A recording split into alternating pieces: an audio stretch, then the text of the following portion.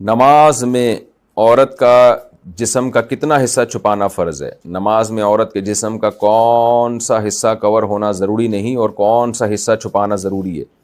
تکبیر کہتے وقت اور تشہد کے لیے انگلی اٹھاتے وقت ہاتھ کا کور ہونا ضروری ہے یا نہیں؟ چہرہ، پاؤں اور دونوں ہاتھ، ان کے علاوہ پورا جسم عورت کے لیے چھپانا نماز میں ضروری ہے، ہاتھ کھول سکتی ہے۔ تو اس وقت کا جو سب سے بڑا فتنہ ہے، رسول اللہ صلی اللہ علیہ وسلم صحیح بخاری صحیح مسلم کی حدیث میں جس کی پیش گوئی کر چکے ہیں، آپ صلی اللہ علیہ وسلم نے فرمایا میں نے اپنے بعد مرد کے لیے عورت سے بڑا کوئی فتنہ نہیں چھوڑا۔ تو سب سے زیادہ تباہ کرنے والی چیز کون سی چیز ہے؟ وہ عورت ہے۔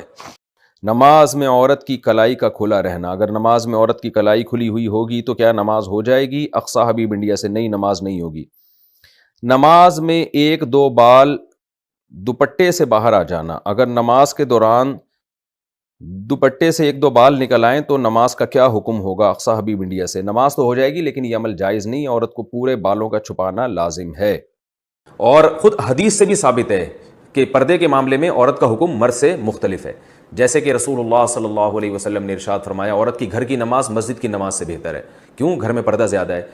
اس میں آتا ہے کہ جب کوئی شخص تہجد میں قرآن کی تلاوت کرتا ہے تو فرشتے آنا شروع ہوتے ہیں اور اس کے جو ہے نا لبوں پہ اپنے منہ کو رکھ لیتے ہیں اس کی تلاوت کو چکھنے کے لیے، اتنا فرشتوں کو لطف محسوس ہوتا ہے تہجد کی تلاوت میں۔ اور پھر وہ تانتا بن کی نماز کے بعد سورہ یاسین پڑھنا کیسا ہے؟ کیا یہ سنت عمل ہے؟ عبد المطلب انڈیا سے، مسند دارمی کی حدیث ہے کہ نبی صلی اللہ علیہ وسلم نے فرمایا جس نے صبح سورہ یاسین کی تلاوت کی تو اللہ تعالیٰ اس طرح کے الفاظ ہیں کہ اس کے سارے کام پورے ہو جائیں گے، لیکن یہ حدیث سند کے لحاظ سے بہت زیادہ ضعیف ہے۔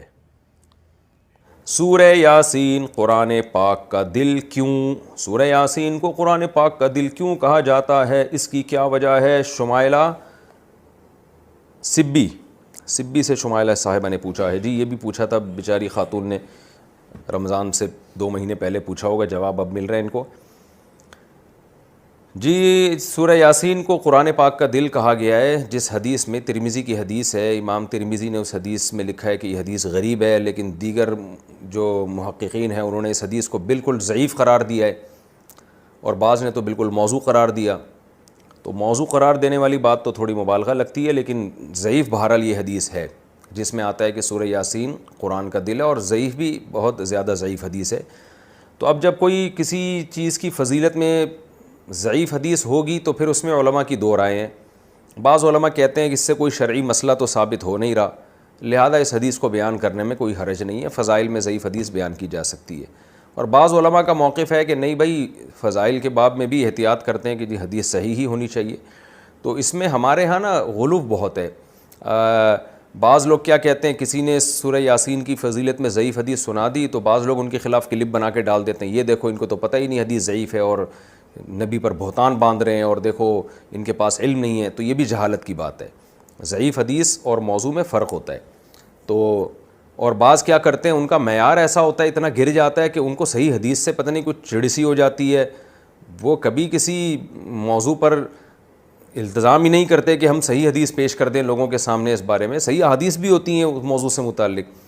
تو اس لیے اعتدال کی رائے یہی ہے کہ آپ کا جو موقف ہے آپ وہ بیان کر دیں اور دوسرے پہ طنز نہ کریں آپ۔ تو ہماری رائے یہی ہے کہ جب ہمارے پاس صحیح احادیث سے اتنی چیزوں کی فضیلتیں ثابت ہیں تو ہمیں ضعیف کی طرف جانے کی ضرورت نہیں ہے۔ تو میرا تو طریقہ یہی رہا ہے کہ بھئی جب سورہ یاسین کے بارے میں جو یہ حدیث ہے کہ قرآن پاک کا دل ہے، یہ صحیح حدیث نہیں ہے، تو میرا موقف یہی ہے کہ اس میں احتیاط کی جائے، نہ بیان کی جائے وہ حدیث۔ لیکن اگر کوئی عالم یہ حدیث بیان کرتے ہیں ممبر پہ سورہ یاسین کی فضیلت میں تو ان پہ طنز نہیں کیا جا سکتا، کیونکہ کوئی شرعی مسئلہ نہیں بیان کیا جا رہا، کیونکہ سورہ یاسین کا مضمون بہرحال اتنا جاندار، اتنا شاندار ہے کہ اس ضعیف روایت کی تائید اس سے بہرحال ہوتی ہے کہ اس کے مضمون کو جب آپ دیکھتے ہیں تو لگتا ہے کہ یہ واقعی قرآن پاک کا دل ہے۔ اولم یر الانسان انا خلقناہ من نطفۃ فاذا هو خصیم مبین۔ نبی کے پاس ایک شخص جو ہے نا قبر کی بوسیدہ ہڈی لے کر آیا اور کہنے لگا اس میں جان کون ڈالے گا؟ سورہ یاسین میں اللہ نے آخری رکوع نازل کیا کہ یہ انسان جو آپ کے پاس ہڈی لے کر آیا ہے یہ دیکھتا نہیں ہے ہم نے اس کو منی کے قطرے سے بنایا، اور آج یہ ہم پہ اعتراض کر رہا ہے کہ اس بوسیدہ ہڈی میں کون جان ڈالے گا۔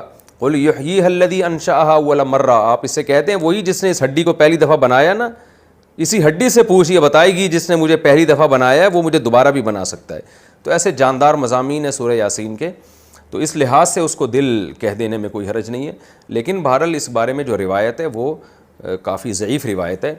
تو ہمارا ایک طرز یہ ہے کہ جو صحیح احادیث ہیں، جیسے عبداللہ ابن عباس رضی اللہ عنہ سے ایک اثر منقول ہے سورہ یاسین کی فضیلت میں، صبح و شام پڑھنا چاہیے سورہ یاسین کو، تو ایسے صحیح روایات کا اگر ہم التزام کریں تو یہ زیادہ بہتر ہے۔